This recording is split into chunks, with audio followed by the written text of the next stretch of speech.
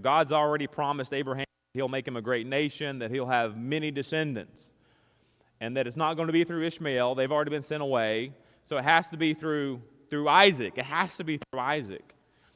And so there might have been some questions in the mind of Abraham, but he already questioned God once whenever he said that he was going to have a son, and they were like, oh, whatever, we're old in years. Like, that's not going to happen. But then it happened. My point is this: Abraham, even though he might have had questions, even though he loved his son, had faith, and he acted on that faith.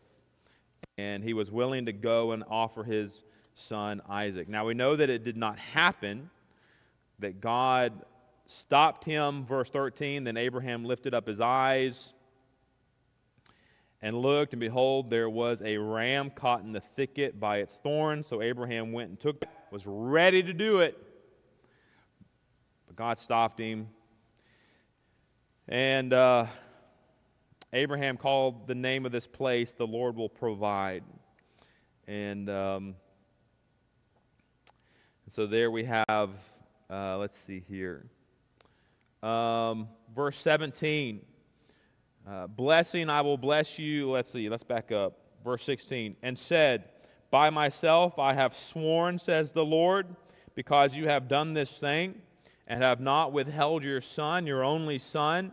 Blessing, I will bless you, and multiplying, I will multiply your descendants as the stars of the heaven, and as the sand which is on the seashore, and your descendants shall possess the gate of their enemies.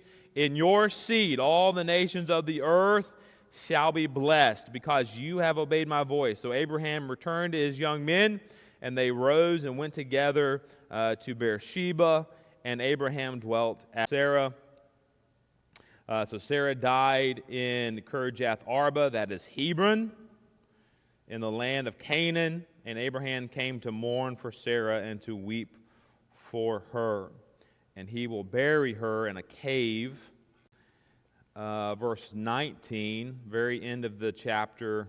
And after this, Abraham buried Sarah his wife in the cave of the field of Machpelah before Mamre, that is Hebron, in the land of Canaan.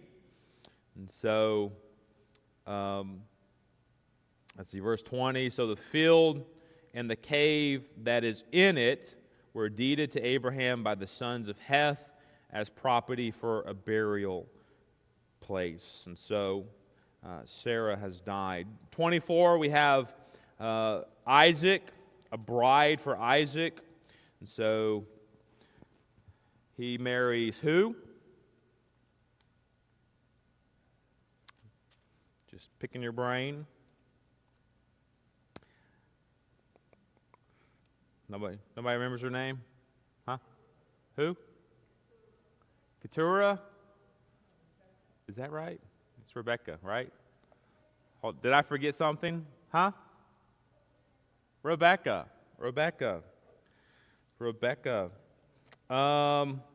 Let's see. Again, it's hard not to go through all of it. We just don't have the time.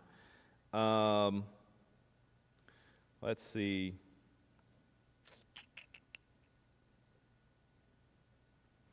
Where is she first mentioned? I don't have that written, but if we were to, let's see, verse 7, the Lord God of heaven, who took me from my father's house and from the land of my family, and who spoke to me and swore to me anything to your descendants, I give this land. He will send his angel before you, and you shall take a wife for my son from there, and if the woman is not willing to follow you.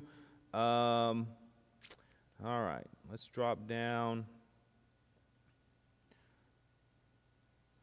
Let's see.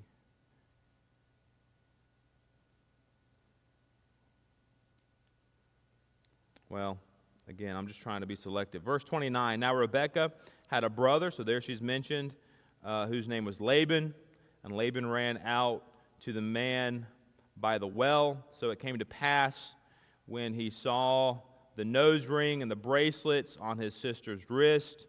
And when he heard the words of his sister Rebekah saying, "Thus the man spoke to me," that he went to the man, and there he stood by the camels at the well and said, "Come in, O blessed of the Lord. Why do you stand outside? For I have prepared the house and a place for the camels." And so we'll read if we just went through. But Rebekah, let's see. Verse 61, then Rebekah and her maids rose, and they rode on the camels and followed the man. So the servant took Rebekah and departed. Now Isaac came from the way of Beer-lahai, Roi, for he dwelt in the south, and Isaac went out to meditate in the field in the evening, and he lifted up his eyes and looked, and there the camels were coming. Then Rebekah lifted her eyes, and when she saw Isaac, she dismounted from her camel, and for she had said to the servant, "Who is this man walking in the field to meet us?" The servant said, "It is my master." So she took a veil and covered her face. And the servant told Isaac all the things that he had done. Then Isaac brought her into his mother Sarah's tent, and he took Rebekah, and she became his wife, and he loved her. So Isaac was comforted after his mother's death. And so Isaac marries Rebekah, and they will have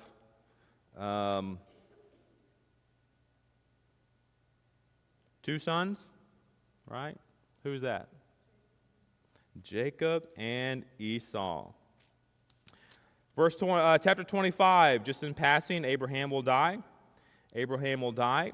Verse 7, this is the sum of the years of Abraham's life, which he lived 175 years. And Abraham breathed his last and died in a good old age. An old man and full of years, and was gathered to his people. And his sons Isaac and Ishmael buried him in the cave of Machpelah, which is before Mamre, I imagine where Sarah was, in the field of Ephron, the son of Zohar, the Hittite, the field that he had purchased from the sons of Heth. That's where Sarah was after she died.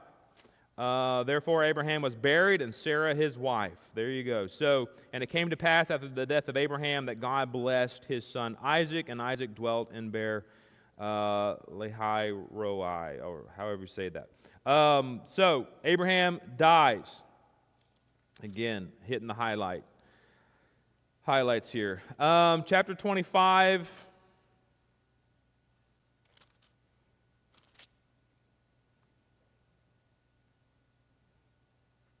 All right, Esau is going to sell his birthright. That happens, verse 27. So the boys grew, and Esau, let's see, where were they introduced? Let's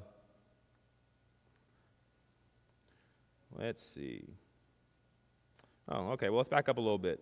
Verse 12, and this is the genealogy of Ishmael, Abraham's son, who Hagar, the Egyptian, Sarah's maidservant, bore to Abraham, and these were the names of the sons of Ishmael by their names according to the generations, the firstborn of Ishmael. So there you have Ishmael. And then you have verse 19. This is the genealogy of Isaac, Abraham's son, Abraham's begotten son. Isaac was 40 years old when he took Rebekah, his wife, the daughter of Bethuel of Syria. Now Isaac pleaded with the Lord for his wife because she was barren, very similar to Sarah, and the Lord granted his plea, and Rebekah, his wife, conceived, but the children struggled together within her, and she said, "If all is well, why am I like this?" So she went to inquire of the Lord, and the Lord said to her, "Two nations are in your womb. Esau," what nation is that? Edomites, and Jacob, Israel. Let's see. One people shall be stronger than the other, and the older shall serve the younger. All right. Man, there's so many details, but we don't have time for all this, right? We have a description. So verse 25, and the first came out red, and he was like a hairy garment all over.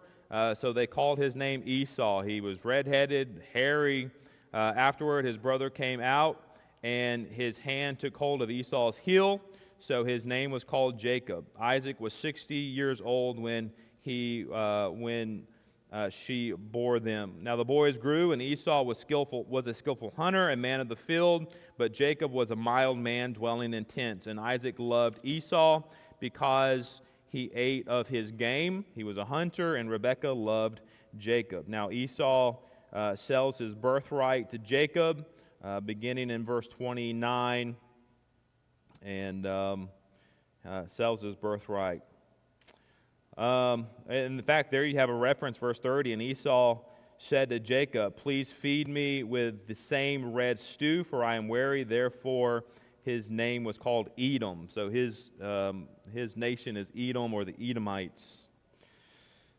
Any questions? We have 3 minutes. Let's make it through a couple more chapters. So Isaac in chapter 27, if we jump over to 27, Isaac is going to bless Jacob. Now it came to pass when Isaac was old and his eyes were so dim that he could not see, that he called Esau, his older son, and said to him, "My son."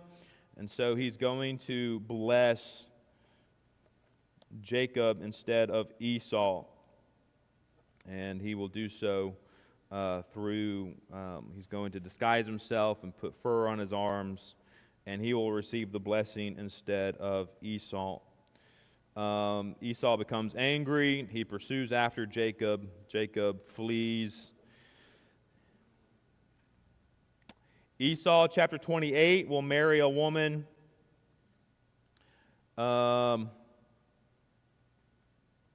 Let's see, verse 1. So this is Genesis 28. Got a couple more minutes here.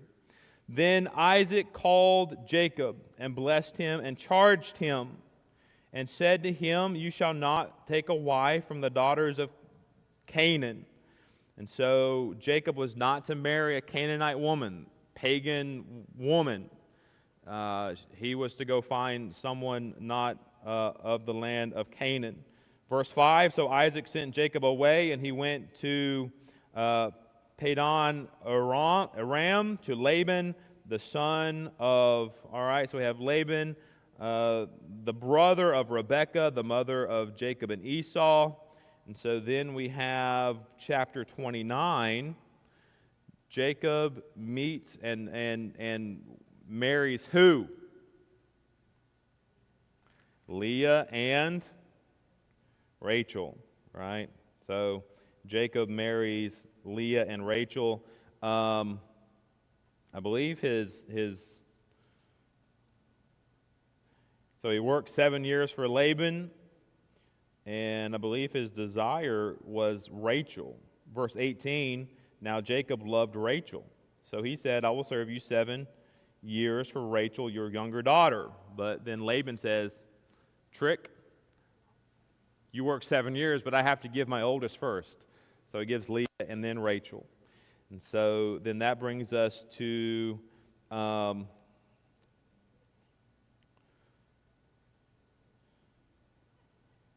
we'll pick up here in a couple of weeks and spend more time.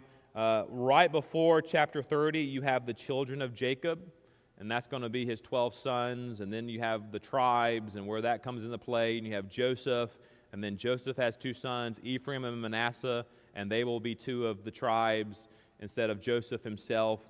And so I'll be gone next Sunday. Stan Mitchell will fill in for me, but when I return in that last Sunday, I'm going to try to wrap up and dig a little bit deeper into Ephraim, Manasseh, the tribes, the formulation of the tribes, and how all that came about. So, hope that helped you with a little bit of the background, the history. Appreciate your attention.